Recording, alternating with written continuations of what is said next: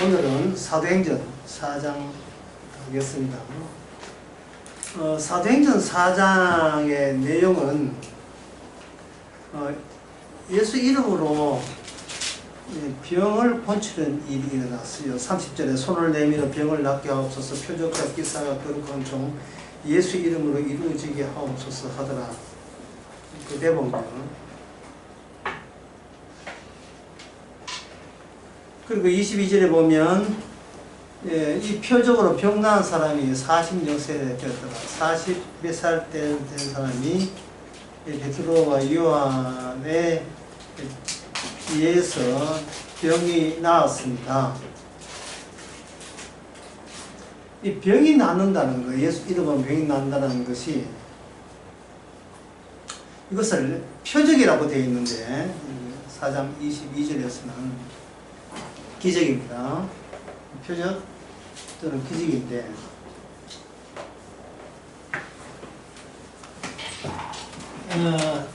성경을 보면서 흥미로운 것은 사람들은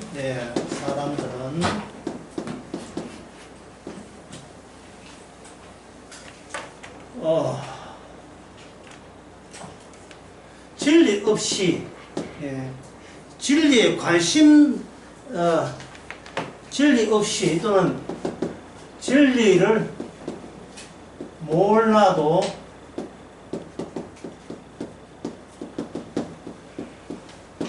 잘만 살더라 하는 점이에요.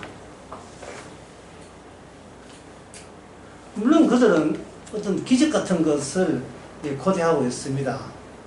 세상 사는 것이 만만치 않기 때문에 기적적으로 자기의 사는 형편이나 몸이 낫기를 바라죠.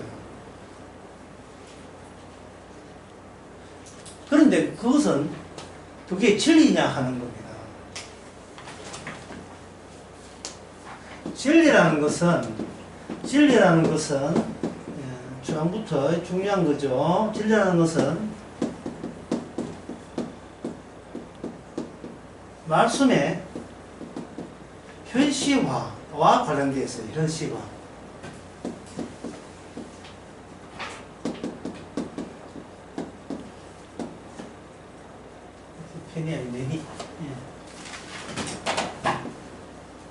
매니페스토. 감추은 것이 드러나는. 감추은 것이 드러나는 것. 그게 현시라고 이야기합니다. 진리라는 것은 말씀의 현시와 말씀이 실제적으로 현실을 구성하고 있다. 현실을 만들고 있다. 이게 진리예요. 진리라는 것은 말씀의 현실이기 때문에 여기서 누가 끼어들면 안 되느냐 하면 사람들 또는 나는 이 진리의 진리를 내 것으로 이렇게 가지고 올 수가 없어요. 내가 이용할 수 있는 진리는 없습니다. 내가 소멸된 상태에서 말씀의 현실 속에 자기가 소실돼야 돼요. 사라져야 돼요. 말씀의 현실 속에 사라져야 됩니다. 이게 지금 무슨 뜻이냐 하면은 오늘 알기 쉽게 말씀드리겠습니다. 일단은 잘 지하시네요. 모든 현실은 숫자화 할 수 있다. 할 수 있다. 할 수 있게 되는 겁니다. 예를 한번 들어보겠습니다. 로마서 8장 28절. 하나님께 부르심을 사랑하는 자는 그것이 모든 것이 합력하여 선을 이룬다. 현실이잖아요. 현실인데 나타나기는 뭡니까? 숫자로 나타나죠. 숫자로. 좁은 길로 가거라. 그게 영생이 있다. 7장 13에서 14. 여기 마태복음 한번 붙인다면 모든 게 숫자로 대응이 가능하다. 모든 일어나는 현실은 성경 말씀과 관련지어서 일어나기 때문에 현실은 숫자화가 가능하다. 예, 가능하고, 이 말은 성경 말씀에 있는 그 숫자화된 성경 말씀은 숫자로 집대성된 것을 확 이렇게 퍼뜨려 버리면 그것이 바로 현실이 되는 겁니다. 그게 현실이 돼요. 예를 들어서 예, 마태복음 5장 3절 같은 거, 5, 3, 뭐냐, 심령에 가난한 자는 복이 있나니 천국에 저희 것이며, 5, 3, 5, 3.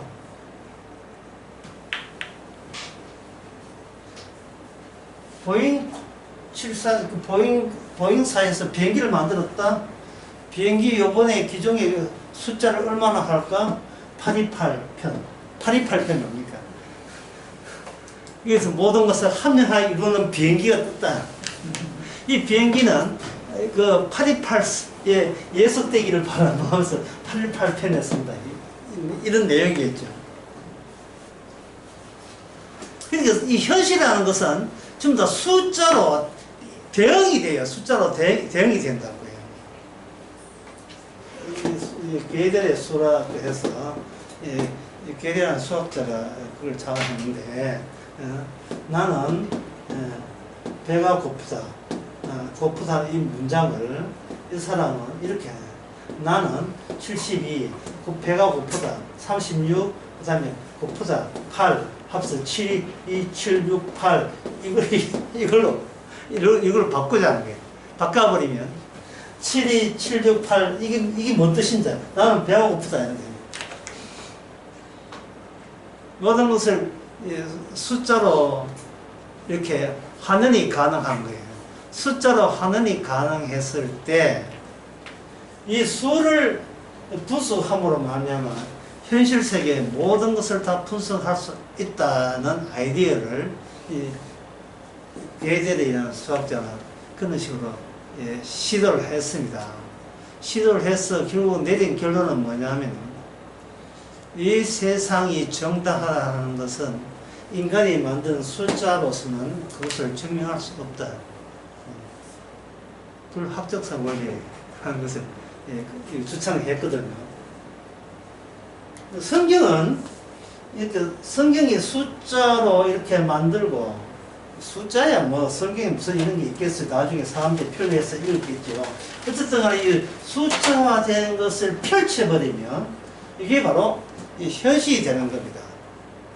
그러니까 현실이라 하는 것은 기적은 없어요.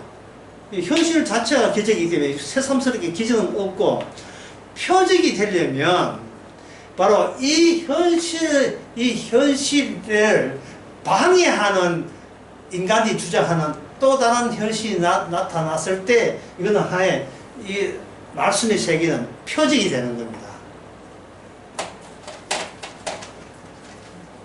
지금 이야기 중에서 중요한 거 한번 정리하면 이렇습니다. 기적은 없다. 기적은 없어요. 여기 하나 지금 삼설에 기적은 없습니다.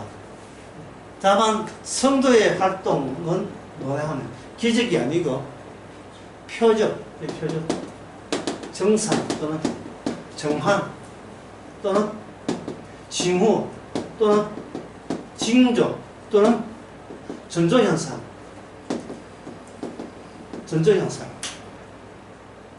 뭐 이걸 이제 소리음으로 한다면 엥 이러고 요건 요걸 내자로 풀이하면 공석 경고. 지금 폐해라는 사고 있는 거예요. 전 국민은 빨리 방공으로 빛이 나세요. 하는 요 이 목소리 아닙니다. 공석 경고에 경고소리. 이게 왜 이 말씀이 현실이 이 세상에서 경고가 되느냐 하면은 인간들이 이 말씀을 해방하고 방해하고 있기 때문입니다. 진리 없어도 잘만 살고, 예, 진리에 관심 없어도, 예, 밥이나 잘 먹더라. 진리 없어도 밥이나 잘 먹고, 예, 연애나 잘하고, 저희끼리 짤마자 솔로 해가지고, 예, 이렇게 결혼도 하고, 이 진리하고 아무 상관도 없이 결혼하고 있어요. 예? 특히 후진국에서 이런 거 많이 하죠. 네덜란드는 후진국에서 이런 거. 아무 상관도 없어요. 예. 아무 상관도 없어요. 내가 저 남자와 결혼했다. 성경 어디에 나옵니까? 성경이 안 나오죠? 성경이 안 나오죠? 그러면 나라는 존재는 진리에 속합니까? 진리에 속하지 않습니까? 진리에 속하지 않습니다. 왜냐하면 말씀과 관련이 없고 오히려 말씀에 대해서 나라는 존재가 회방하고 방해하기 때문에 그렇습니다. 이것을 말씀에 방해하고 회방하는 하나님이 가만 놔두면 되는데 이 마지막 때에 하나님께서 가만 안 놔두기로 작심을 하셨어요.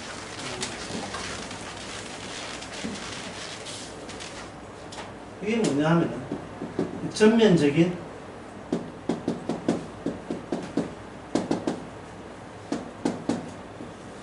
불살라. 모든 것들 다 불살라지고 불살라버려요. 근데 언제 결혼했나? 지난 12일에 그랬습니다. 불살라버렸어요. 불살라버렸어요. 너 사국시에 언제 합격했어요? 이번에 사국 합격했습니다. 그래? 불살라버리죠. 하나님께서의 말씀에 의하면 이 세상은 불사르기 사람의 예비된 제 세계예요. 왜? 방해하니까. 진리에 대해서 방해하니까. 그래서 하나님께서는 이 불사람을 위해서 하는 작업이 뭐냐면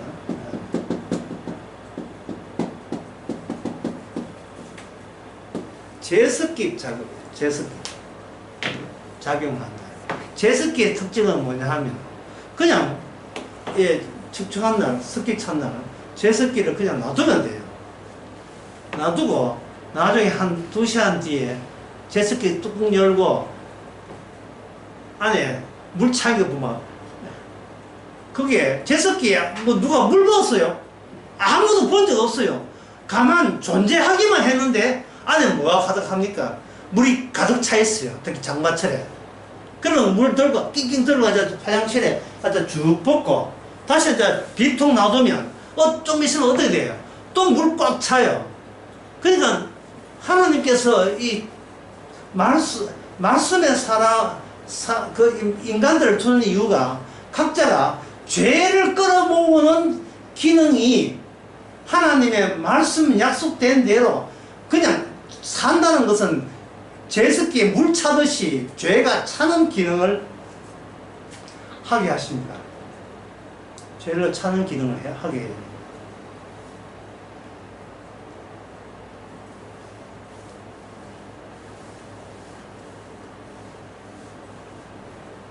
인간들의 주의 일을 방해하는 이유가 하나님께서 이걸 찾아내기 때문입니다.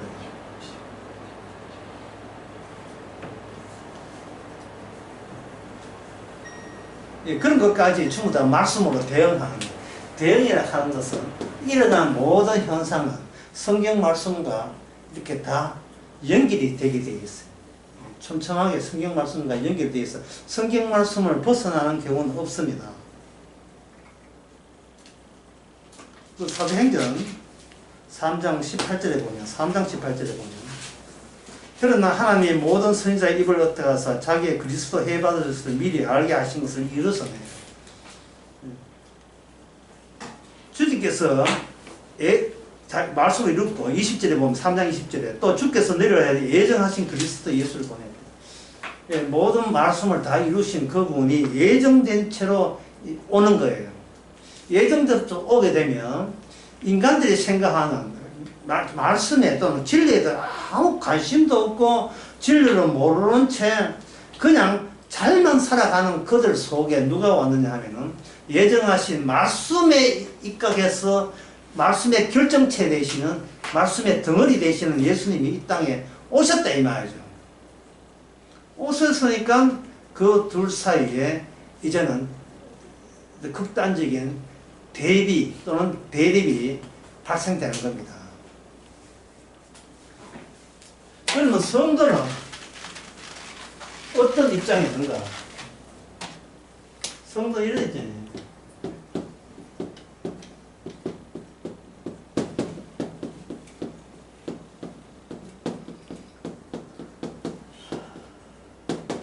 병에 걸려야 치료법이 나오는 겁니다. 병에 걸려야. 뭐 성도가 예수님은 아니니까 성도에게는 예수님께서 말씀의 결정체로 이뤘잖아요. 그 말씀의 결정체가 뭐냐 하면은 죄를 위해서 희생하신 분의 모습으로 이 땅에서 일을 마무리셨잖아요. 죄에 대해서 희생하는 것. 그러니까 성도는 어디에 해당되느냐 하면은 병에 걸려야 치료법을 아는 것처럼 죄에 주님이 다 그 죄 때문에 희생됐다는 것과 결부되어서 병에 걸린 자로서 주님과 관련 짓게 되는 겁니다.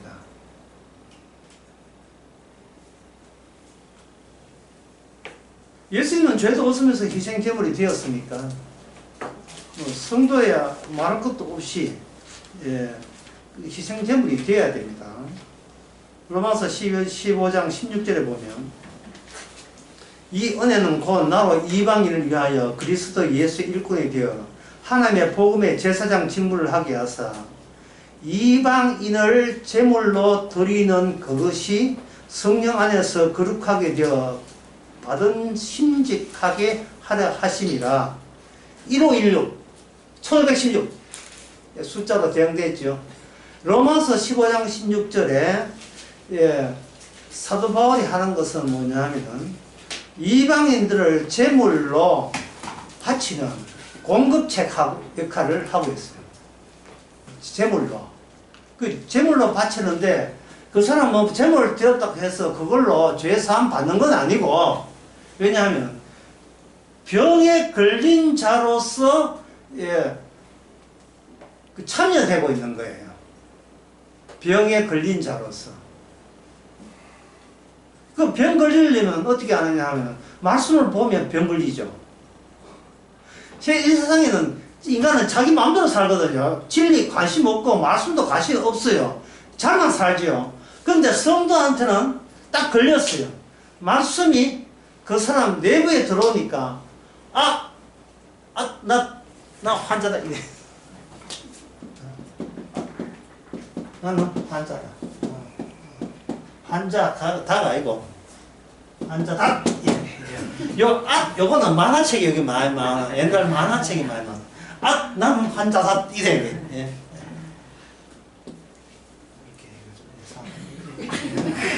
놀래는 모습. 나는 죄인이다 이런 겁니다. 그때부터 말씀 하나가 들어왔는데 성경 전체가 다 들어온 게 되겠죠. 성경 전체가 이제는 주님의 말씀의 현실을 방해자가 아니라 초대받은 자가 되는 거예요. 그 말씀의 세계예요. 초대받아 되면서 병든 자로 초대가 받는 거예요. 제물로서. 그러면 성도는 뭐냐? 성도는 표적이 되는 거죠. 표적. 하나님의 예수님이 활동하는 징후가 되고 징조가 되는 겁니다.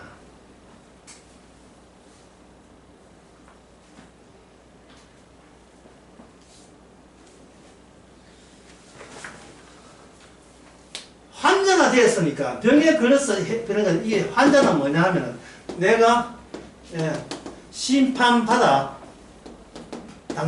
마땅하다 또는 당연하다 이게 되는 거예요. 나는 심판받아 당연하다가 마땅하다가 돼요. 그러면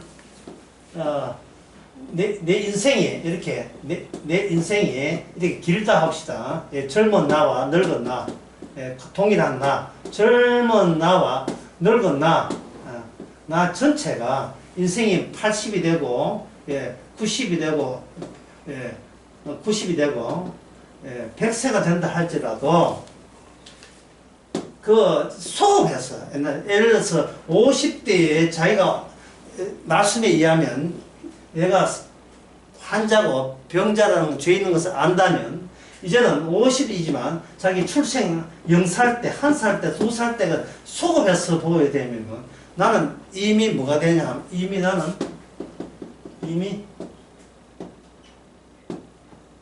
죽어 있었다. 죽어 있었다는 사실을 발견하는 겁니다. 난 이미 죽어 있었다. 요 숫자가 고린도후서 5장 17절 또는 15절에서 17절 15절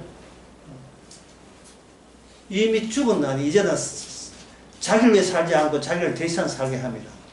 그러면 이미 죽어 있으니까 그러면 여기 수급해서 10살 때에서 11살 사이에 11살에서 12살 사이에 이러한 인생의 이 시간은 의미가 뭐냐? 이 의미는 한꺼번에 의미를 해가지고 이건 뭐냐 하면 시작 이꼴 뭐냐 마감 또는 끝이 됩니다. 시작 아무리 70, 90 살아도 항상 끝났고 어떻게 되고 끝났는 것을 주님의 말씀 때문에 또 새로이 계시하고 시작하는 것.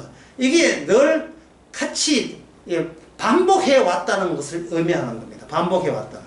이 반복해 왔는데 이것을 숫자로 치면 뭐냐 하면은 53 하니까 뭐 이상하게 제주 뭐 이렇게 53 그 제주 53이고 고린도후서 53 나는 하나님의 편지요. 하나님의 편지. 이 자체가 하나님의 편지가 돼요. 말씀이 되죠. 이 말씀이 되는 겁니다. 말씀이 되면서 이제 52살은 신앙생활 잘해야지. 이런 게 없어요. 없고 항상 소급해서 보면 52살 때도 50살의 환자였고 51살의 환자였고 앞으로 죽을 때도 환자였다. 그래도 괜찮다. 왜? 나는 하나의 주님의 말씀 현실의 징후고 징조이기 때문에 공섭, 경고용 그런 하나의 징후가 징조가 되기 때문에 그렇습니다. 이 세상은 모든 사람들은 지금 불사름을 당합니다. 하는 징후, 징조로서 한 주님의 판의 편지로서 다루어지는 거예요. 그러니까 이 베드로가 아까 제가 베드로 사도행전 4장 읽어보라 했지요. 사도행전 4장에서 이렇게 그냥 읽어버리면 이게 단락이 끊어져 가지고 이 연결이 잘 안 될 거예요. 하지만 이래 보니까 연결이 다 돼버려요. 어떤 경우라도 징후 사도행전 4장 1절도 2절도 3절도 4절 끝까지 이거는 징후에서 시작해서 징후로 끝나버리니까 나는 어떻게 되는데? 이런 질문을 하는 게 아니에요. 징조와 징후라 하는 것은 나는 어떻게 됩니까? 라는 질문 자체가 성립이 안 돼요. 예를 들면 감기 걸리면 콧물 나잖아요. 콧물 날 때 감기 걸린 사람은 하나님 어떻게 콧물이 안 나게 할 수 없습니까? 요거 질문은 돼요. 근데 본인이 감기 걸린 자가 아니고 콧물이 나면 흘려야죠. 왜? 콧물은 주인공이 아니고 주님의 지무니까 니는 어느 사람의 코에 갖다 붙어가지고 내려가지고 쭉쭉 흘러 내려라. 내려야 돼. 니는 주님의 부속품이니까. 네 실체는 네 몸의 덩치는 주님이 몸이지. 니는 따로 내 몸을 가질 이유도 없고 그럴 자격도 없다. 왜? 이미 죽었으니까. 죽은 자를 주님의 몸의 징후로서 살려냈잖아요. 죽은 자에서 도로 받는다 할 때 죽은 자에서 도로 받는다는 것은 아까 15, 16 로마서 1516 예? 주님께서는 죽었던 나를 도로 받는 게 아니고 이제는 도로 받을 때는 뭘로 받느냐 하면은 주님께 드릴 제물로서만 기능을 하고 있어요. 제물로서. 독립적인 나는 어떻게 됩니까? 이런 게 없어요. 그냥 제물이에요. 제물. 제물로서 주님의 징후가 되고 징조가 될 뿐이에요. 다른 것은 없어요. 그러니까 성경을 사도행전 4장을 보든 5장을 보든 3장을 보든 모든 것이 우리보다 앞선 것은 뭐냐 하면 말씀이 앞서니까. 그 다음부터 성경에서 막히는 게 없네요. 성경에 막힘이 없어요. 그다음 성경이 왜 막히느냐 하면은요. 요거대로 지키면 저는 어떻게 되는데 맨날 질문을 나는 어떻게 됩니까? 질문하니까 이 성경이 딱딱 막히니까 이제 성경 안 보려면 재미 하나도 없어. 뭐 이대로 했는데도 뭐 안 되면 뭐 어떡하는 말이에요. 꼭 자기 걱정하고 자기 생각하고 있어요. 주님의 징조해야 되는데 내가 구원받는 징조를 내가 만들어 가려고 하니까 이거는 터무니없는 말씀과 관계없이 지금 딴짓하고 있는 거예요. 엉뚱한 시나리오를 쓰고 있다요. 엉뚱한 시나리오를.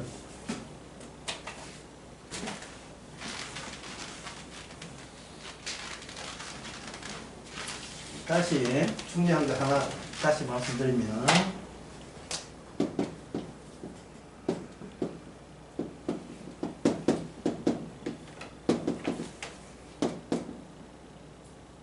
병에 걸려야 치료법이 나옵니다. 주님께서 우리를 말씀에서 죄인되게 하는 것은 요거 치료법 건지려고 하는 거예요. 그럼 우리는 뭐냐?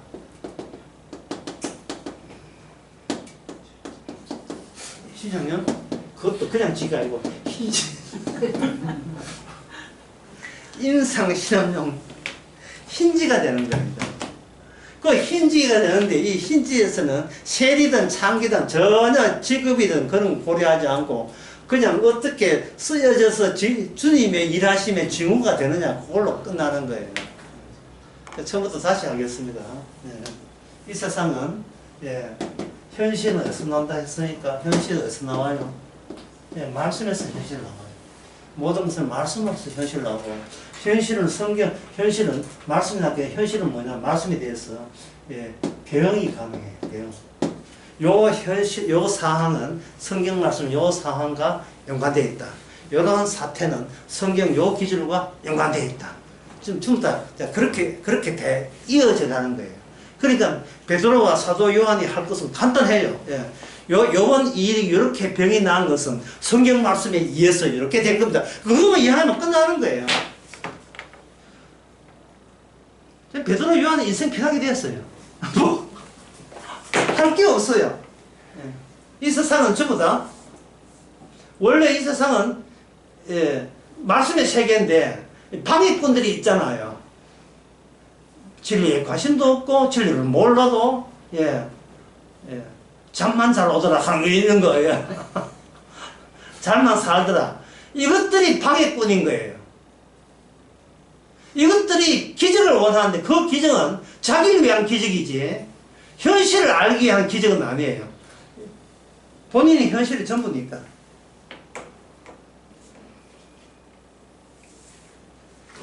그래서 성경 사도행전 3장, 4장, 5장 전체를 아울러서 말해야 하면 이런 것입니다.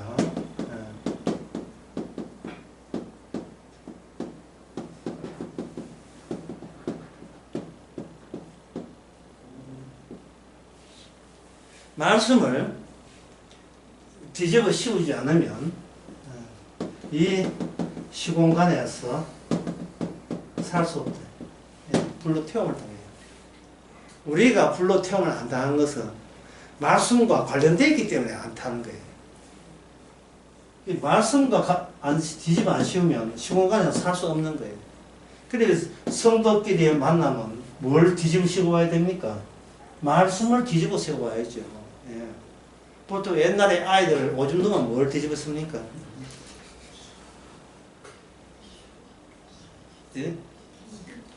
그것도 뭐고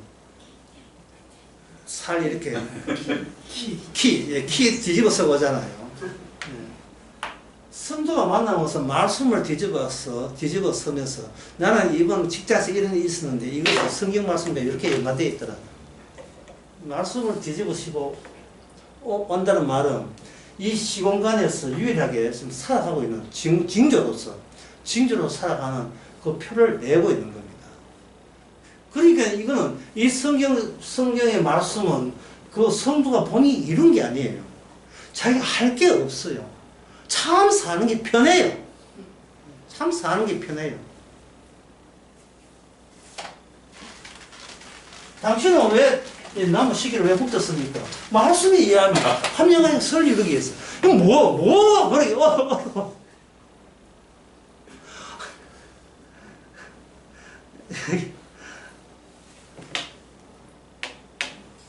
이게 방금 이야기하는 것이 이게 뭐냐면, 기존 세계는,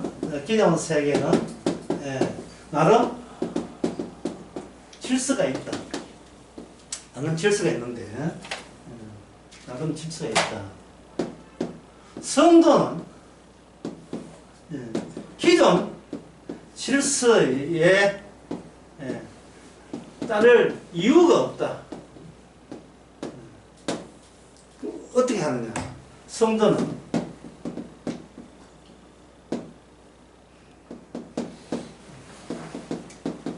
다른 언어를 따르죠. 다른 언어가 뭐냐? 자기의 몸을 통해 구현되는 말씀이라는 언어. 그래서 성도는 뭐냐면 3.3 고린도후서 3.3 성도는 그리스도의 편지다. 성도는 그리스도의 편지입니다. 편지가 돼요.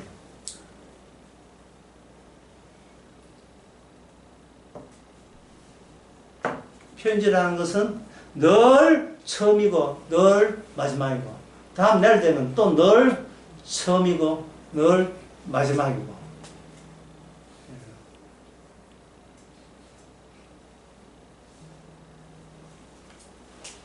그래서 성도 자체가 그 이 인간 세계에서 보아서는 표적이 되고 그리고 또 인간 세계에서 인간의 질서를 보면 이거는 존재할 수 없는 기적적인 인물의 출몰. 이 출현이라 하는 것은 예수님이 이 땅에 예수님이 이 땅에 나타나는 것이 인간에게는 굉장히 기이하잖아요. 그 못지않게 기이한 게 이 땅에 성도가 출현됐다는 게 예수님 기이한 것과 동일한 차원에서 기적적이고 놀라운 사실이에요. 예수님이 태어날 때는 성령으로 태어났잖아요. 출생했잖아요. 성도가 태어날 때도 또 마찬가지로 성령이 없이는 성도가 될 수가 없습니다. 육으로 난 것은 육에 부딪혀서 육으로 떨어지게 되었어요. 이게 육의 세계, 닫힌 세계인데 여기 바닥이고 여기 천장이다. 여기서 태어난 인간이 아무리 커봐야 팅 하고 튕기가 돌 떨어지게 되어 있죠. 여기서 난 것은 여기서 떨어져 가지고 또 시도하죠. 튕겨 좋다. 도대체 굴 속에서 혼자 굴 속에 갇혀 가지고 혼자 이 육의 세계를 벗어날 수 없어요. 이 영의 세계를 벗어날 수 없다고요. 이게 무슨 탑이냐? 이게 무슨 탑이냐? 바벨탑이에요. 바벨탑. 우리 이름을 하늘에 하자 할 때 영적에서 이 육을 공격합니다. 이걸 공격해요. 이제부터 상당히 복잡하고 어려운 이야기가 시작될 거예요. 그게 뭐냐 하면은 이거 한 비교해 보세요. 예수 믿는 것이 기적이다. 이거 하고 두 번째 내 병이 낫는 것이 기적이다. 어떤 것이 기적이냐 하는 문제. 왜 이분에 대해서 관심을 둬야 될 것은 지금 베드로와 요한은 요한은 사도행전 3장에서 누굴 낫게 했습니까? 안전뱅이를 낫게 했죠. 안전뱅이의 병을 낫게 했잖아요. 아까 그 사도행전 4장에 보면 거기에 40세쯤 돼 있는 사람 낫게 했지요. 4장 30절에 손을 내밀어 병을 낫게 하옵소서, 표적과 기사가 종의 이름으로 이루어지게 하옵소서 하며, 그래서 성령이 충만해서 말씀을 들었다 했잖아요. 그러니까 우리 생각에는 예수 믿으면 기적인데 이게 왜 필요하냐. 내 몸이 낫는 것이 이 예수 믿는 것으로 충분한데 이 내 병이 낫는 기적이 왜 따로 굳이 이게 왜 또 추가해서 필요하냐. 그 점이 여러분들이 궁금해야 돼요. 예, 그런 의문점을 가지는 것이 여러분 당연한 겁니다.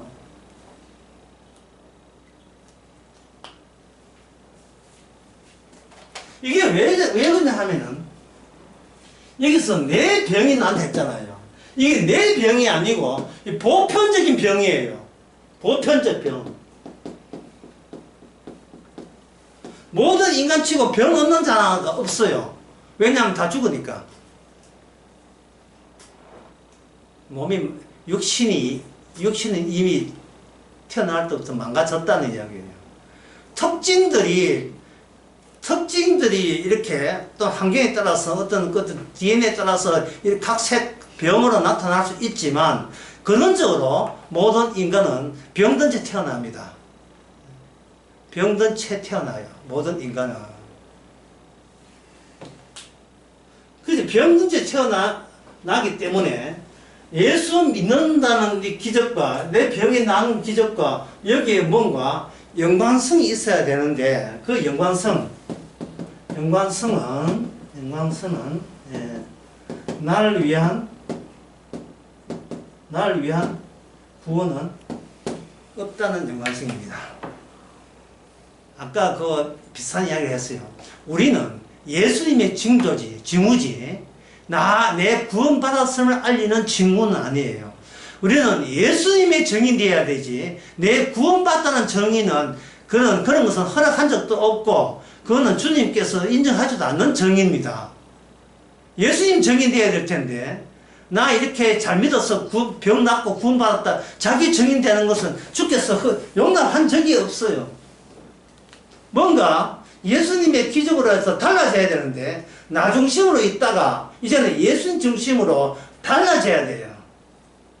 이게 515 숫자 515예요. 고린도후서 515. 이제부터 사는 것은 나를 위해 살지 않고 나를 위해 죽었다가 사신 자를 위해서 대신하여 사신 자를 위해서 살려 함이라고 이렇게 바꾸어져야 되고 그리고 고린도후서 4장에 보면 4장 410에 보면 뭐가 나오냐 하면 날마다 우리가 예수님의 죽으심에 짊어지면 이제는 나는 이미 죽어 있고 나에게 나타나는 징조 주님이 내 몸에서 살아있다는 징조만 나타나면 오케이다 끝났다 이 말이죠. 내 할 일은 끝났다 이 말이죠. 이게 안 쉬워요? 이게 억수로 쉬운데 이 이야기가 이제 제가 복잡하다 하는 것은 뭐냐면 왜 이 두 번째가 왜 이렇게 끼어들어야 하는가 그걸 설명하는 게 이제부터 좀 복잡해요. 복잡하지만 예. 성경을 보게 되면 여러분 다 예수님의 징조니까 이해할 거예요. 창세기 6장에 보면 세상 엉망이었습니다. 엉망이었다. 세상이 엉망이었다. 천사와 플러스 사람의 딸이 혼인해서 여기서 뭐냐 하면 거인이 출생했어요. 거인이 출몰을 했다. 예. 이게 세상 엉망이었다. 같은 말로 비정상적인 신체를 가진 자들의 출몰을 했다. 이런 이야기가 노아 홍수의 정당성을 말해준다. 노아 홍수의 정당성. 심판의 정당성이에요. 그러면 베드로후서 3장에 의해서 이 세상에 불로 사심을 당하려면 반드시 이 세상이 어떤 세상 돼야 돼요? 물로 사지를 받기 전에, 물로 휩쓸어 가기 전까지도 이렇게 개판이었고 엉망이었다면, 오늘날 이 시대는 불사람을 되기 전이기 때문에, 형편이 어떻게 돼요? 이 세상 형편이 어떻게 됩니까? 엉망이어야 돼요. 엉망이어야 된다. 걷잡을 수 없이 엉망이어야 돼요. 그래야 주의 불심판이 정당화되잖아요.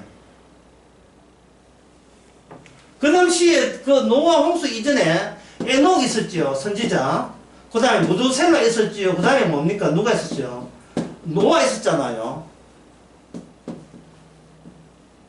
이들의 외침은 힘에 붙였어요. 이들이 외친다고 회개했습니까? 노아 홍수에 교인수가 몇 명이었어요? 노아 홍수에 들어간 사람들 몇 명이었습니까? 8명이잖아요. 그 베드로전서가 나와 8명. 말이 8명이지 달랑 자기들 식구밖에 없었어요. 다른 사람한테 전도가 먹혀들지를 안 했다 이 말이죠. 못했다. 그래서 주님께서 굉장히 전도 많이 못했다고 노아한테 섭섭해했습니까? 하나님의 관심사는 뭐냐 하면 엉망이 만드는 의도가 아무도 구원받을 수 없다는 것이 타고난 인간의 병든 모습이고 거기에 적합한 처리고 대우였다. 그걸 알리고 싶은 거예요. 아무도 없어야 돼요. 전제를 그도 한 14만 4천 명 있어야 돼요. 자, 그래서 전제를 하지 마세요. 아무도 없어요. 실제로 아무도 구원받을 사람 없습니다. 구원된 사람은 예수님의 징후지요. 정조지. 예수님의 전조현상, 예수님의 징후로서, 정상으로서 구원된 것이지, 본인이 잘나서 구원된 사람, 여태껏 없습니다. 아무도 없어요. 주님의 콧물, 주님의 콧물로서 구원, 주님을 전도하는 콧물로서 있는 게, 머리 아픔 이런 거 있잖아요.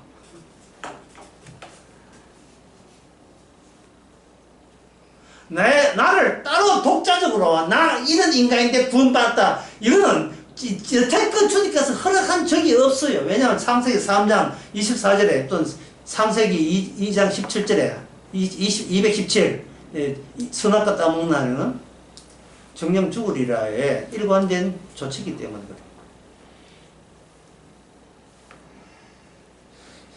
선악과 안 심었으면 우리에게 인간에게 불행한 일이 오지 않았다는 그런 생각이 날 거예요. 생각이 나는데 이 생각 자체가 바로 병든 생각이에요. 그러면 병들지 않는 생각은 어떤 생각인가? 마태복음 1333 숫자 1333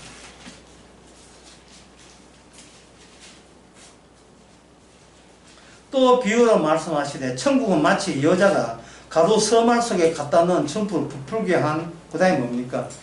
누룩 보입니까? 안 보입니까? 안 보여요. 보이는 것은 표면으로 늘어난 그러한 정상 어떤 징조 이게 보이지. 그 한 누룩은 있으든 안 보여요.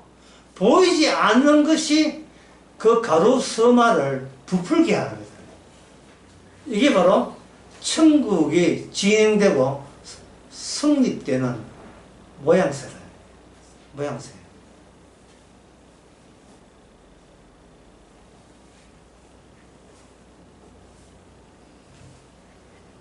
그러니까 성도라 하는 것은 단독적으로 독자적인 자기의 존재를 따로 뽑아낼 수가 없어요.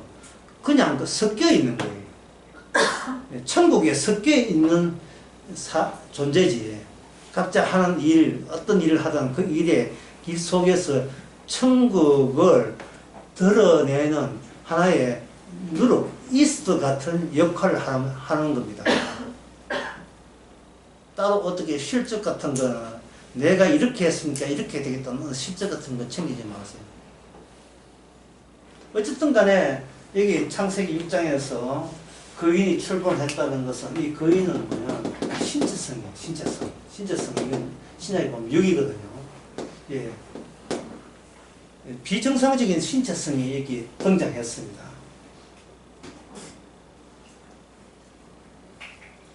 에녹과 노아가 예, 뭐라고 했었느냐 하면 유다서에 보면 심판이 온다고 분명히 외쳤어요. 안 외친 게 아니에요. 외쳤는데 소용이 없었습니다. 소용이 없었어요. 그렇게 외친 노아만 구원받았어요. 그럼 에녹은 에녹은 왜 홍수 때 구원 못 받는가? 죽었어요. 딱 마침맞게 그 해 죽었어요. 아주 타이밍 멋져요.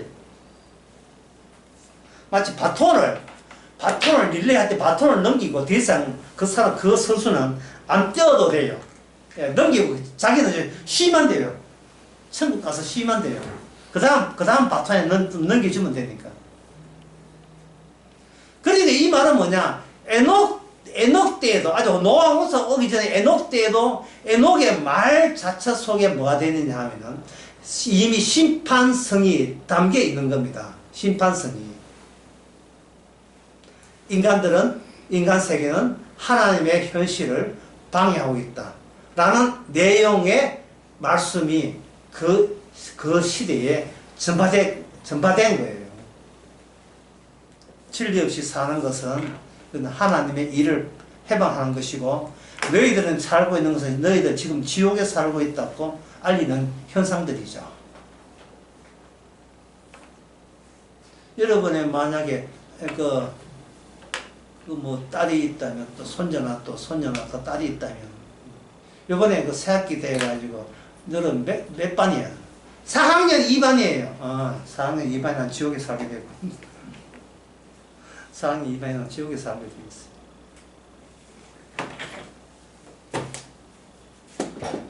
그러면 이 징조, 이 징후, 오늘 본문에 의하면 표적, 이것은 이 자체가 인간의 단독적인, 개인적인, 사적인, 개별자적인 요소를 다 뺀다는 말은 뭐냐면, 이것은 바로 필드, 어떤 장을 형성하는 게 대규모 어떤 장을 형성해요. 촘촘한 장이니까 이거는 뭡니까? 하나의 현실한 공간 자체가 침입하는 게, 공간 자체가 공격하는 거예요. 방주 안에 있는 공간이 확산되어 버리면 그게 바로 언약의 공간으로서 그 노아 홍수 이후에를 그 세계를 통제하고 지배하게 되는 겁니다.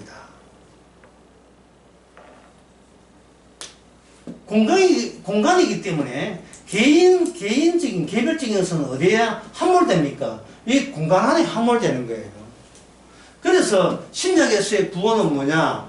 내가 예수 믿어서 구원받는 것이 아니고 그리스도 예수 안에서 구원받죠. 그리스도 예수 안에서.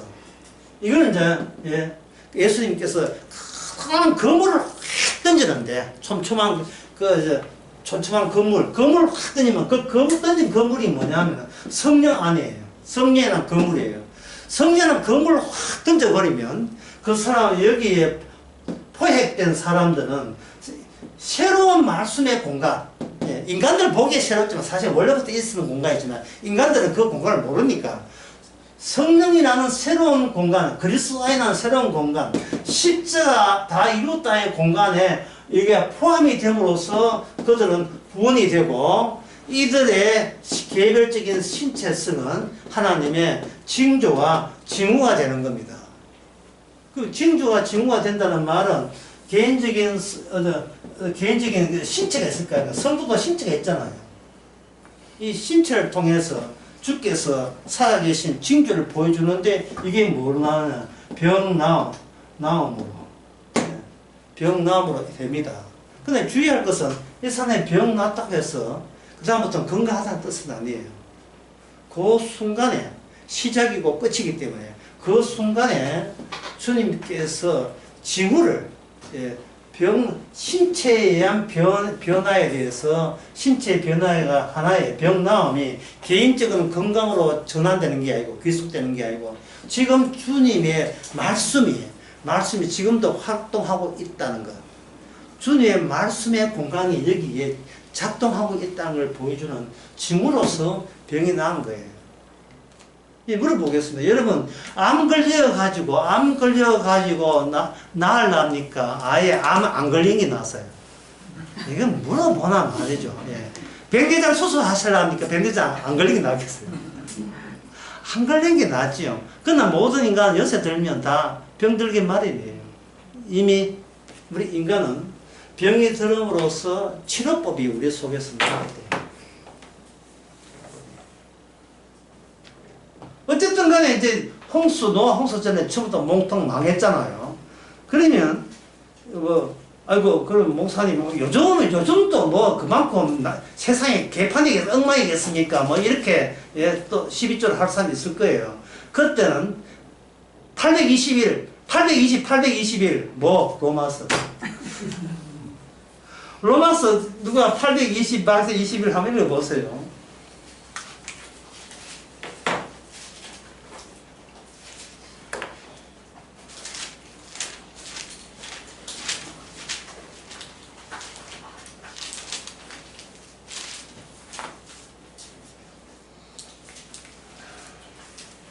그 발언한 것은 피조물도 썩어짐의 종로로 한 데서 해방되어 20절 8장 2절부터 한번 읽어보세요. 피조물이 허무한데 굴복하는 것은 자기 뜻이 아니요 오직 굴복케 하신 이로 말미암이라.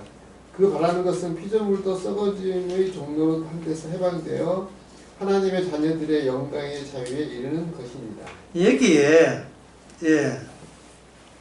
뭐냐면 썩어짐의 종로로 한다는 것은 썩었다는 것의 주인 역할이고, 거기에 썩어가는 내 신체는 그 주인이 내가 어찌할 수 없는 썩는다는 것은 이 지배적 구조에서 벗어날 길이 없다. 예.